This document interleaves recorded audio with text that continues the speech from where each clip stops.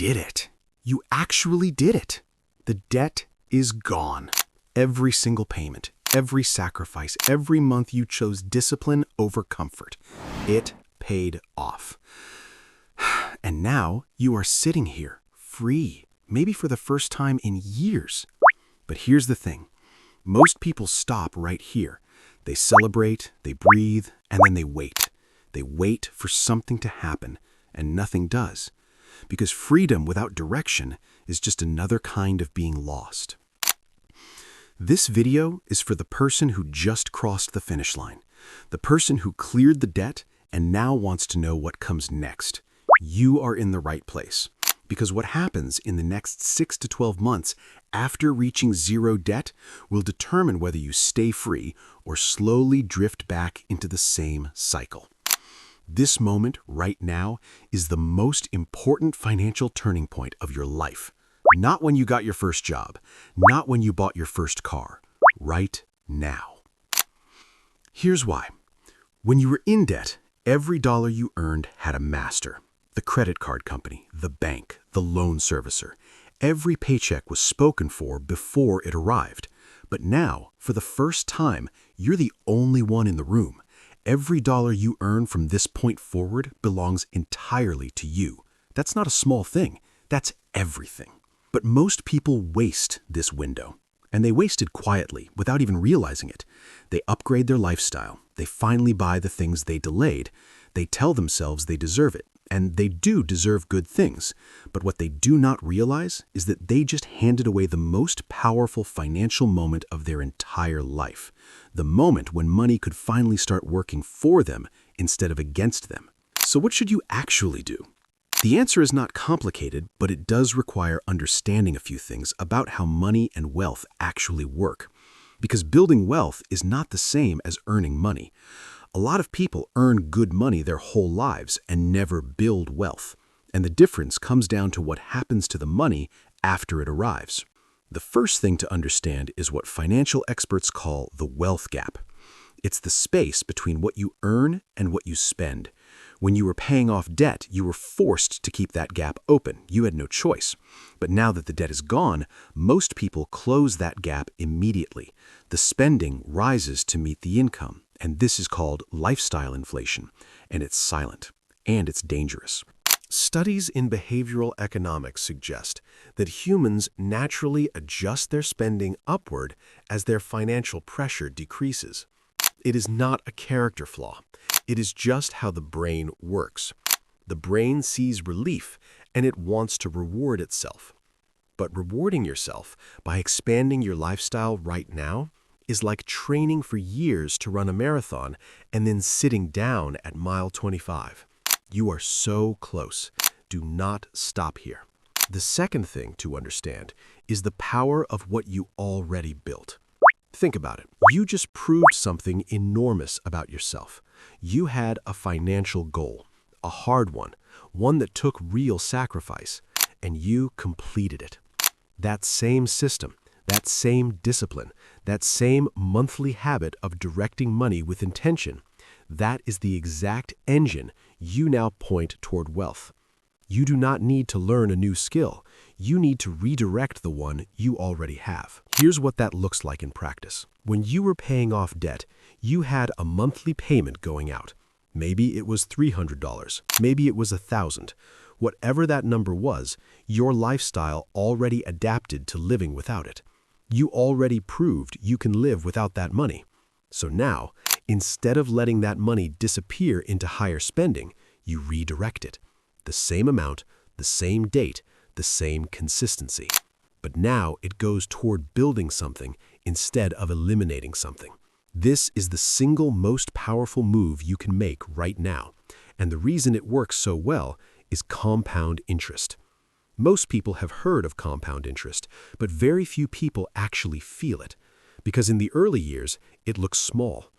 In the first year of investing, the growth feels almost invisible. But something changes around year 7, year 8, year 10. The numbers start to look different. The growth starts to outpace your contributions. And eventually, the money grows faster than you can spend it. That is wealth. But here's what most people miss. Compound interest doesn't care about effort. It cares about time. The earlier you start, the more time the math has to work. Every year you wait costs you something you can never get back. Not money exactly, but time. And in the world of compounding, time is the most valuable asset that exists. So where do you actually put the money? This is where people get paralyzed. They read too much, they hear conflicting advice, they worry about making the wrong choice. And that paralysis costs them months, sometimes years. So here's a grounded and straightforward starting point based on widely accepted financial planning principles. The first priority after reaching zero debt is an emergency fund. If you do not already have one, build it now. 3 to 6 months of living expenses sitting in a separate account that you do not touch. This is not an investment, it is insurance. It protects everything else you are about to build.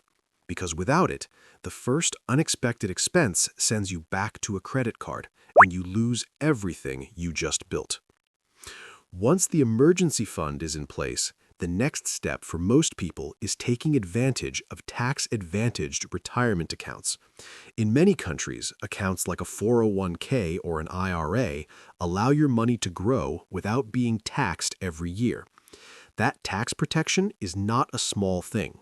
Over decades, it can mean the difference between building a comfortable retirement and building a substantial one. Financial planners widely agree that maximizing these accounts before moving to other investments is one of the highest leverage moves an average person can make. After that, many people begin looking at index funds. These are investment vehicles that track the broad market rather than betting on individual companies. Research consistently suggests that most actively managed funds underperform simple index funds over long periods of time. The reason is straightforward: lower fees, broader diversification, and the simple truth that predicting the market consistently is something almost nobody can do reliably. Index funds are not exciting. But wealth building rarely looks exciting from the inside. It looks boring, consistent, patient, and then one day the numbers shock you. Now, there's another side to wealth that does not get talked about enough, and that is income.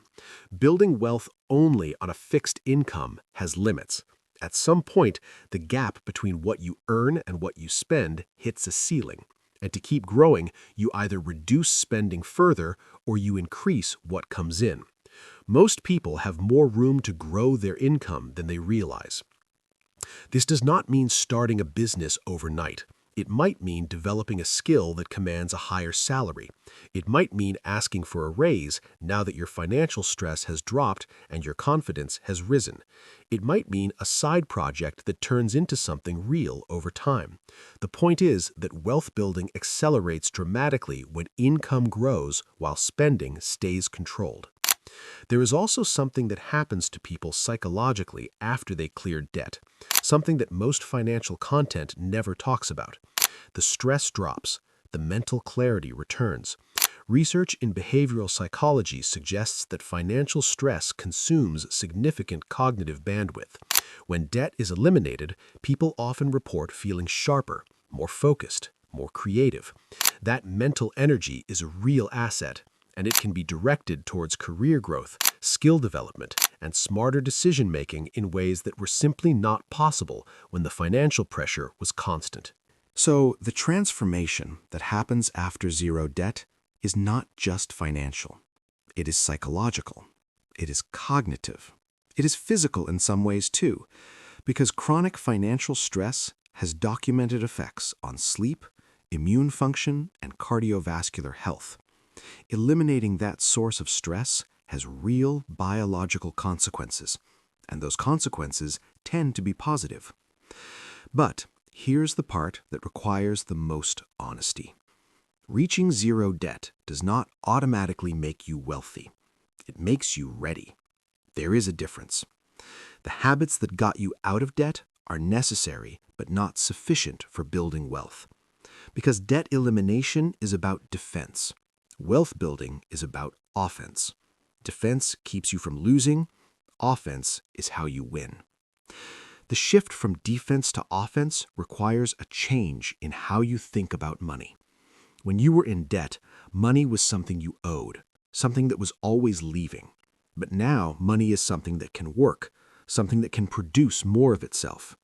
The goal is to reach a point where the money you have invested is generating enough return that it starts to cover real expenses. That is the beginning of financial independence. Not retirement necessarily, just the point where your money contributes meaningfully to your life without you having to trade time for every dollar. That point is closer than most people think, especially for someone who just proved they can live on less than they earn, especially for someone who already has the discipline built in. The hardest part of the journey, which was changing the habits, is already done. What remains is patience and direction. There is one more thing worth understanding, and it is something that separates people who stay wealthy from people who build wealth and then lose it. It is called financial identity, how you see yourself in relation to money. People who built wealth by clearing debt sometimes carry an old story, a story that says money is hard, that they are bad with money, that wealth is for other people. That story is outdated now, but stories are stubborn. They linger. And if you do not consciously update the story you tell yourself about money, it will quietly shape your decisions in ways you never notice. The new story is simpler. You are someone who sets a financial goal and completes it. You are someone who lives within their means by choice, not by force. You are someone who understands that small, consistent actions over long periods of time produce extraordinary results. That story is true. You just proved it. Now you carry it forward. Wealth is not a destination with a clear arrival. It is a direction, a way of moving through financial life with intention. Some people reach technical financial independence and keep working because they love what they do. Some people reach it and slow down completely. Some people use it to help others. The number in the account is not the point. The point is that you are no longer controlled by money. You control it. You started this video with zero debt. That is not a small thing. Most people never get there. Most people carry debt their entire adult lives and never question it. You did something different. You chose differently. And now the question is, what you do with the window that choice has opened. The answer is not complicated. Keep the gap open. Redirect the payment. Build the emergency fund. Start the investment account. Grow the income. Update the story. And then be patient. Because patience with a good system is how ordinary people build extraordinary financial lives. You already have the system. You already proved it works. Now, you just let it run.